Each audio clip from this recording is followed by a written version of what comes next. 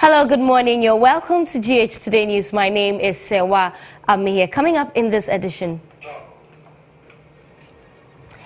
Beware of your surroundings, keep it clean, or face the president's wrath as he promises to personally get involved to make Ghana clean with the launch of a new sanitation drive. Water is so scarce in Jagun that the people are forced to rely on a heavily contaminated water source.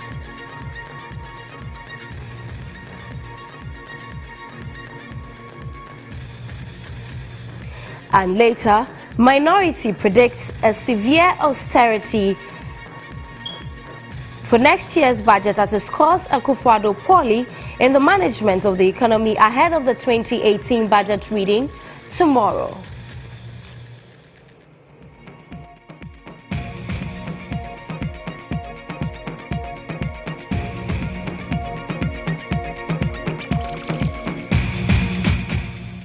Let's begin in the northern region. The absence of pipe-borne water in Jagun, a farming village in the Sablugu-Nanton district of the northern region, has rendered water so scarce that residents are forced to rely on a single heavily contaminated water source. Formal education is also non-existent as children at very tender age struggle under tortuous conditions to access a makeshift school being managed by an SHS graduate. Ridwan Karimdini Osman brings us the third of a six-part series titled Portrait of the Countryside.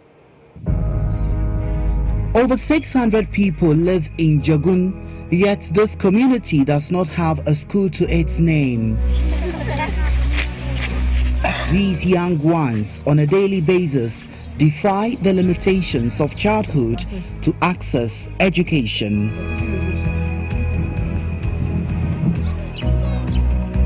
Barefooted, with no uniforms, these children carry kitchen stools and chairs from their homes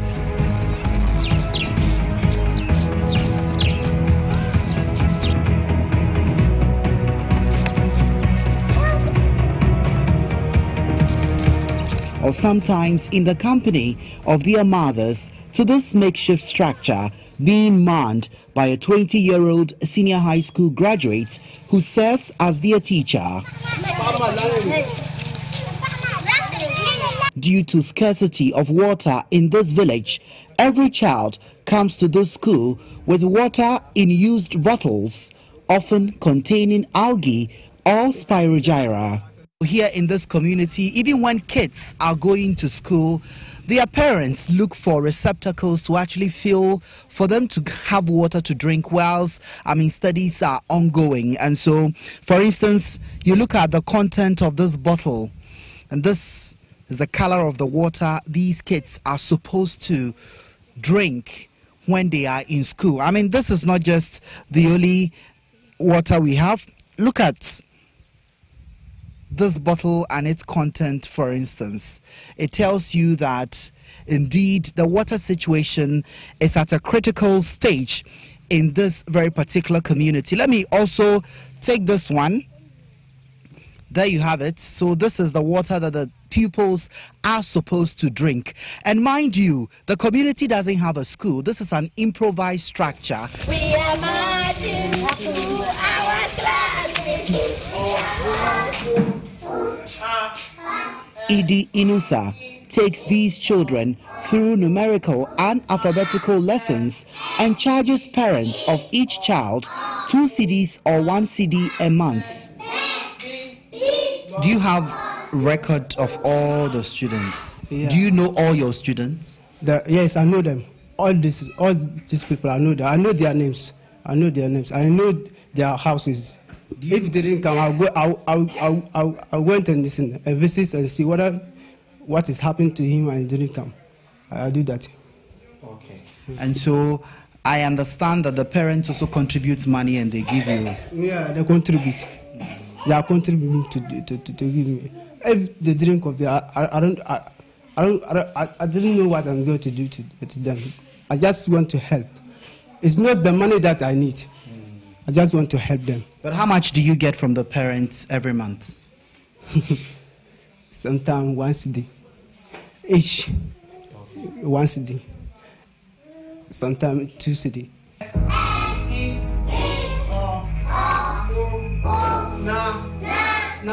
This type of education is not structured, and so distractions could set in.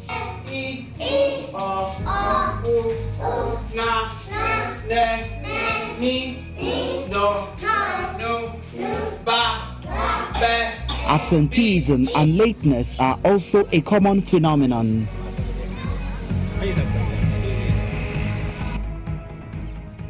According to a study by UNICEF, children like those in Jegun are likely to miss out on education, and that could have lifelong consequences that often mean that the next generation will start out at a disadvantage, creating a cycle that is inimical to societal development. Clean water and basic toilets are crucial to the survival and development of every society. But in Jegun, the two constitute a luxury. It's been 60 years since Ghana gained independence from colonial rule, yet an appreciable number of its population, especially in northern region, lack access to potable water. Today we are at Jegun, a community in the Savulugu-Nanton districts of the northern region, to share with you the ordeal residents go through every day in accessing water that is not even potable.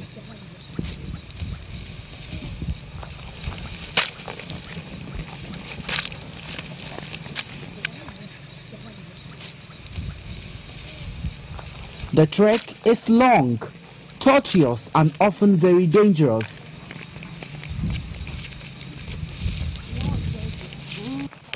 But these courageous women of Jegun continue to soldier on in their search for that precious commodity.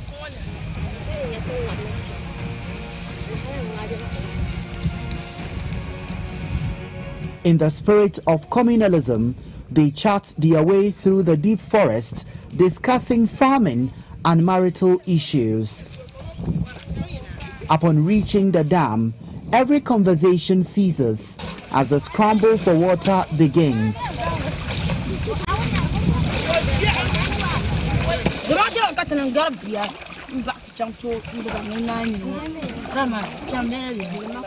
But hold on, do not cringe yet, because this is the color of the dam during severe drought. Don't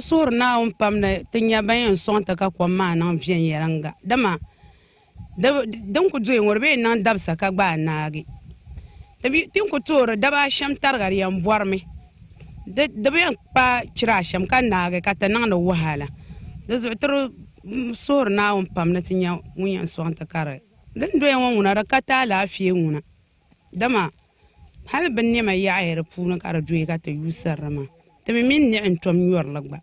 One mara bezella. The men of Zelma, I look one angrily, the my lab did sir. Come by the man and Bantuele. The pioneer, Dingala, Tingawana, the War. Can Wamaki no Kulan, Cheka, the question Santa Tela Varia. Due to economic hardship, residents are compelled to drink this obviously unsafe water without treating it. The few health-conscious ones resort to using their headscarves to filter the water. Sadly, the community does not have a health center to deal with any disease outbreak. However, the nearest is in neighboring Zau, which is about a kilometer away. There's no public toilet.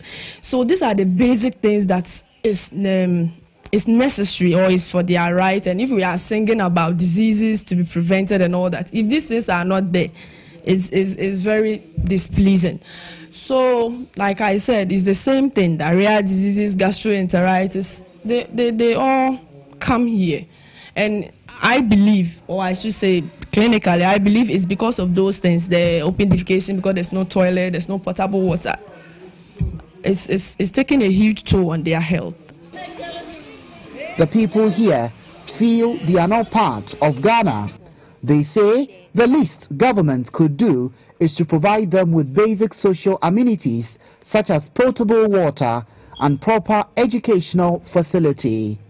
Reporting for GH1 News, my name is Ridwan Karim Dini Osman.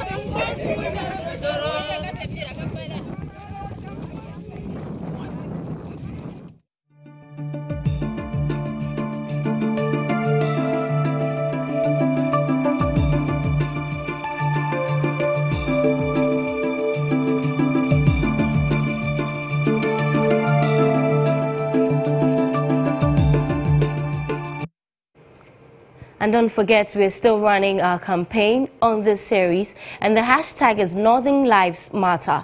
If you can help in any way, just come to the GH1 studios and give us what you can. It doesn't matter what amount it is or what you can offer. Just do something to help these people in the northern part of the country. Let's move back into Accra, where President Akufo-Addo says his vision to make Accra, and for that matter, Ghana, spotlessly clean, will not be a 9-day wonder. Joined by former President Rawlings, the President launched and outlined components of the National Sanitation Day. The President is extremely serious about tackling Ghana's filth problem. Speaking at a ceremony to officially launch the National Sanitation Campaign at the banquet hall of the State House, President Akufo-Addo said successive governments have tried several sanitation models that has hitherto not worked. His initiative is thus a fresh start that will make every day a sanitation day in the country. As waste is generated every day, we have an obligation to keep our environment clean every day.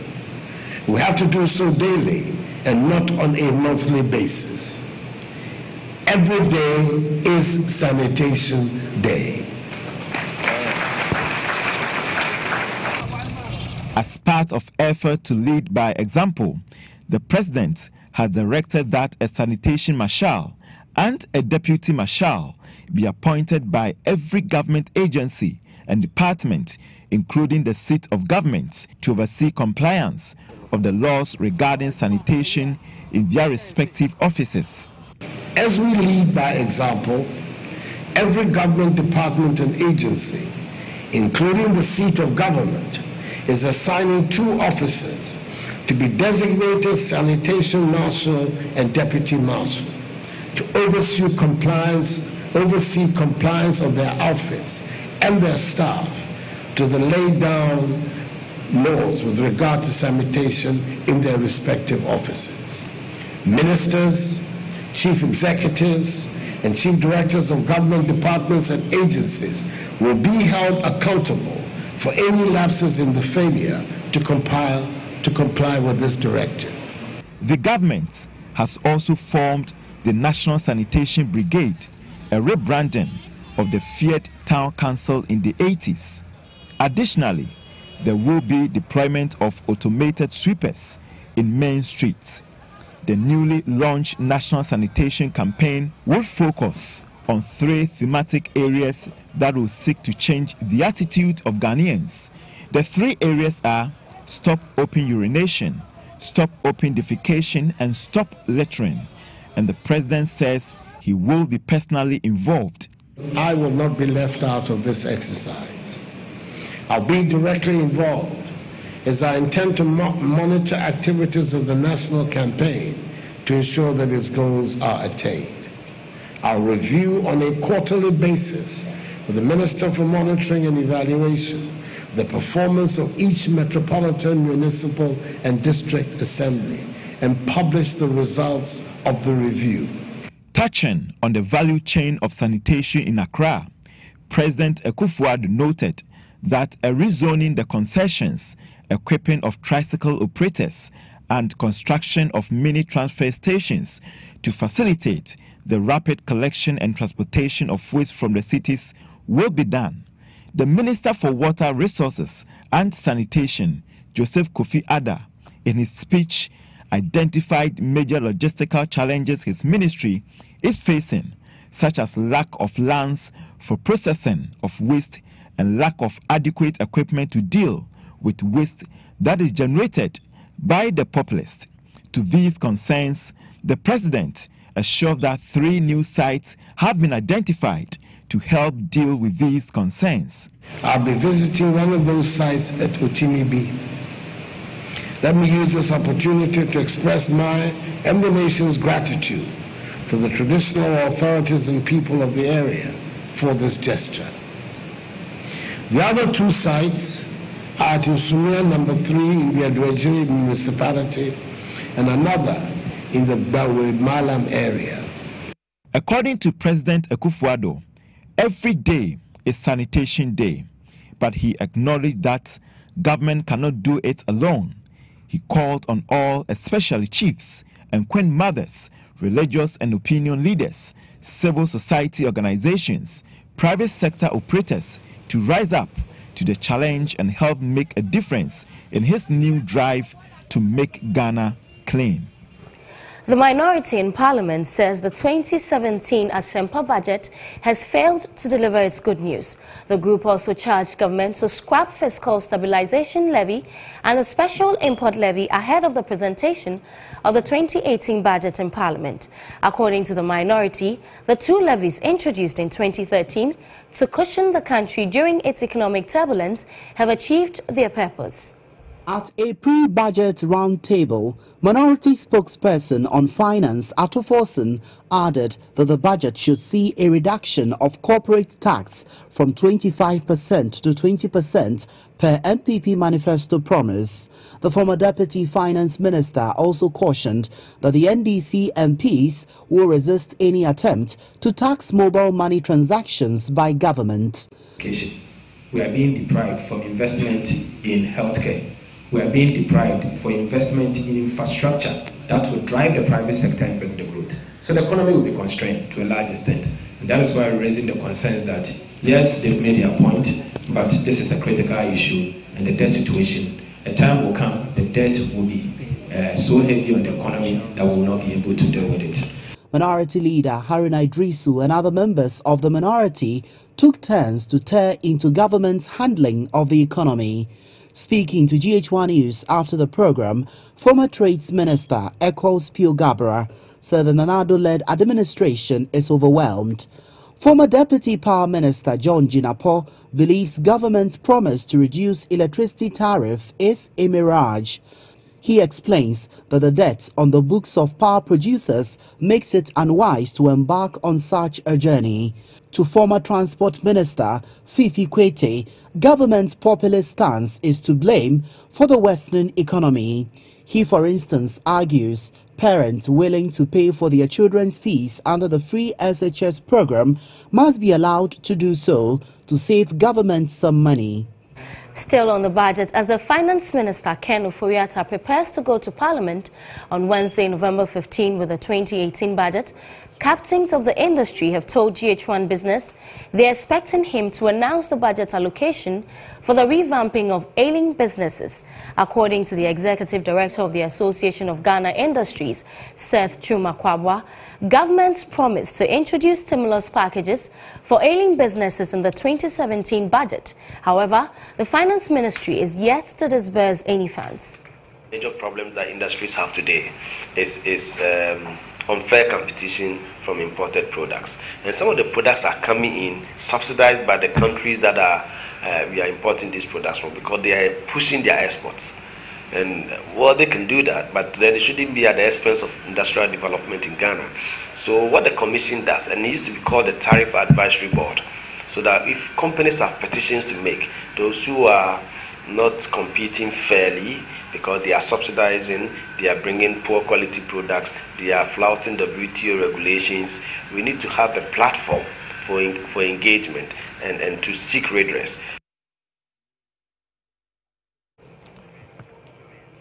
The news of scrapping taxes on imported spare parts was met with much appreciation by spare parts dealers at Abosokan here in the nation's capital, Accra. However, with only about a month to close the books on 2017, the dealers are expressing disappointment.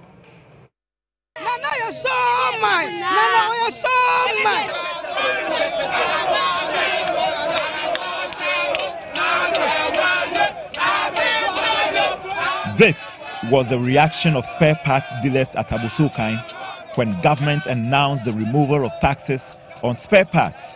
Today, the excitement has faded.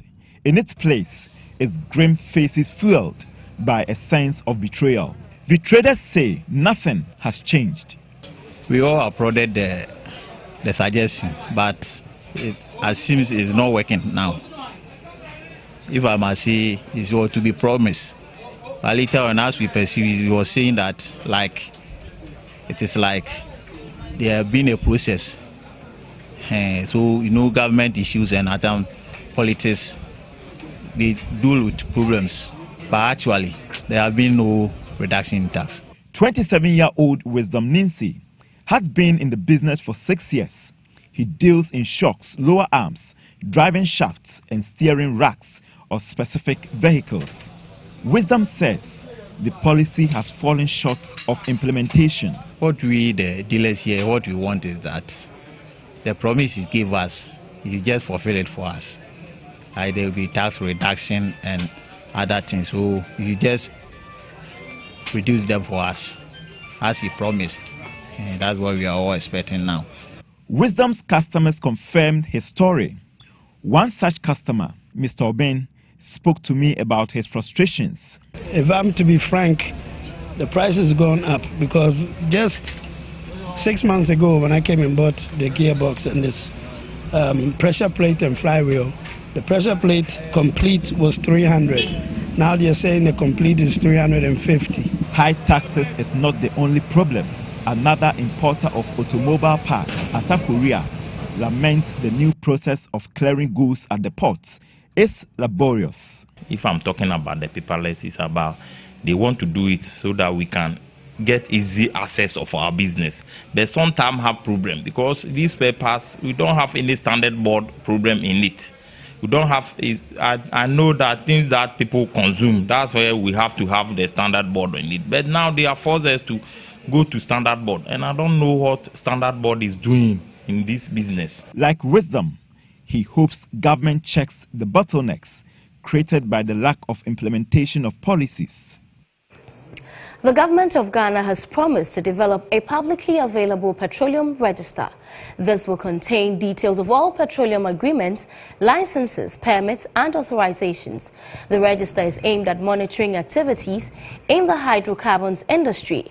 The Deputy Minister for Energy in charge of petroleum, Dr. Mohamed Amin Adam, revealed this during the 3rd Africa Oil Government Summit here in Accra.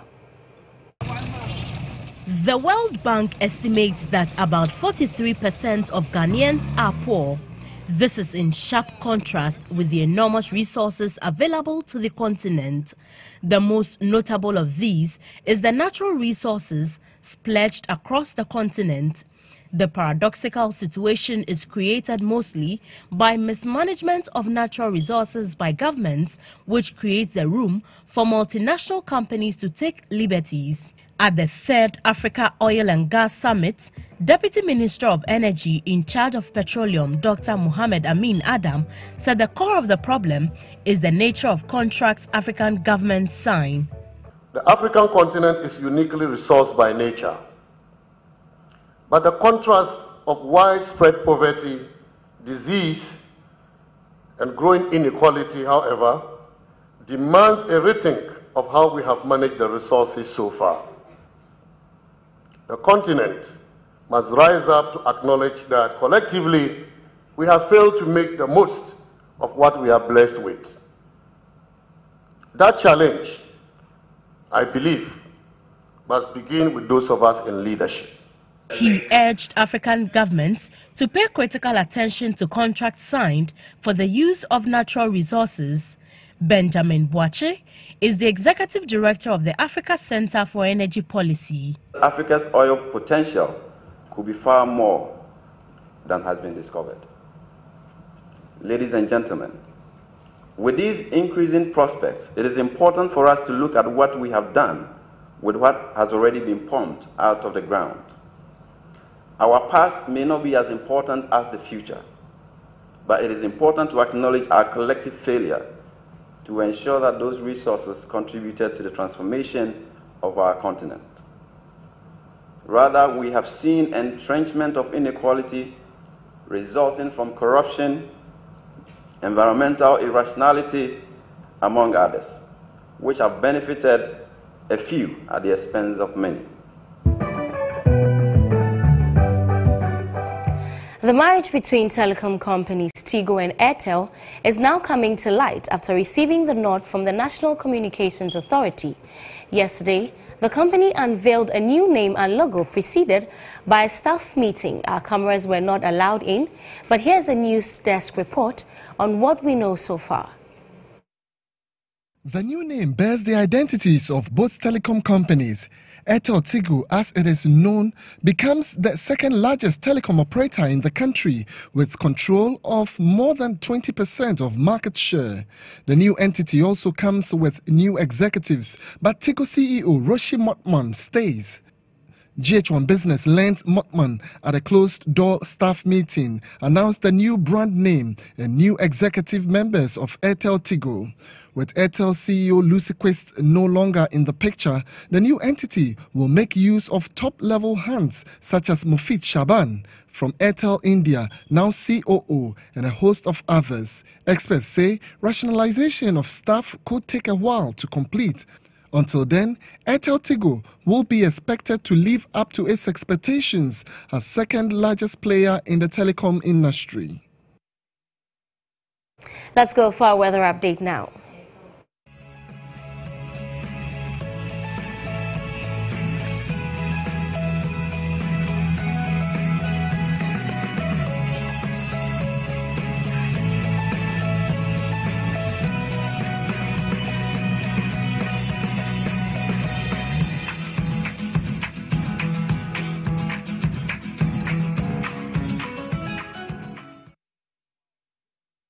That's it for GH Today News. My name is Sewa Amia. Do stay tuned to GH1 TV. From today, we're live on DSTV channels. So please look out for us. And then we are back at 11:30 with more news. And tomorrow, we bring you an exclusive telecast of the budget reading, the 2018 budget reading. So you'd want to stay tuned to GH1 TV. My name is Sewa Amia. Thank you for watching. We are back here tomorrow with more news. But now, Coffee Day is on standby.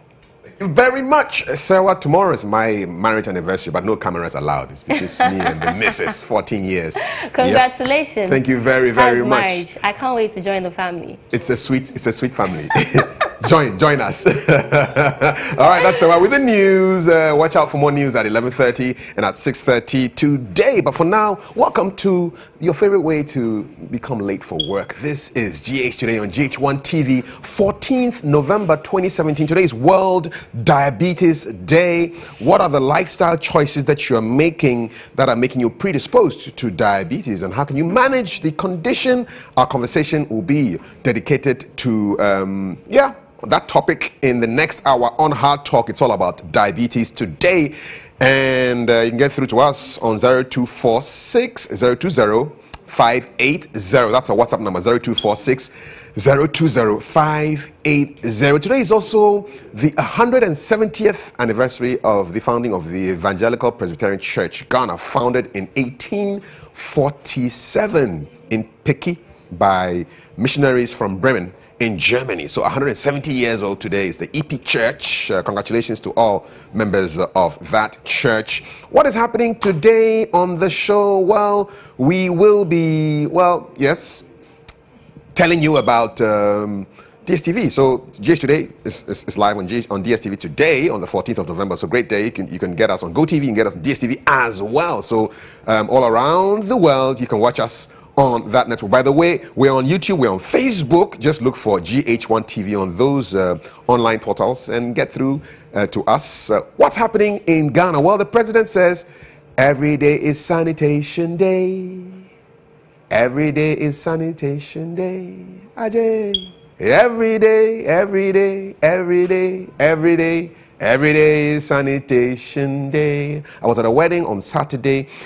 And after we had finished, it was a birthday party. The whole place was littered, and I was the MC. And I was thinking, look, what can we do to make this place look nice?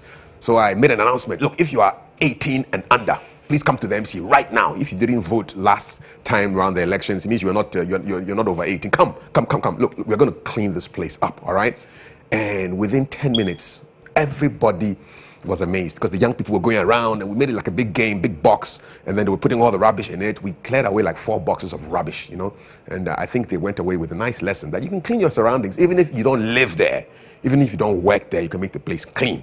That's the essence of education. So I support the president 100%. Every day is Sanitation Day. No pissing in gutters, no pooing around, no throwing litter around. I love it. Sanitation Day is every day. And thumbs up, Mr. President. Now we need to make sure that we do the work and not just talk, okay? And we will be on that case as the media right here on GH1 TV. So my co-host is in the wings.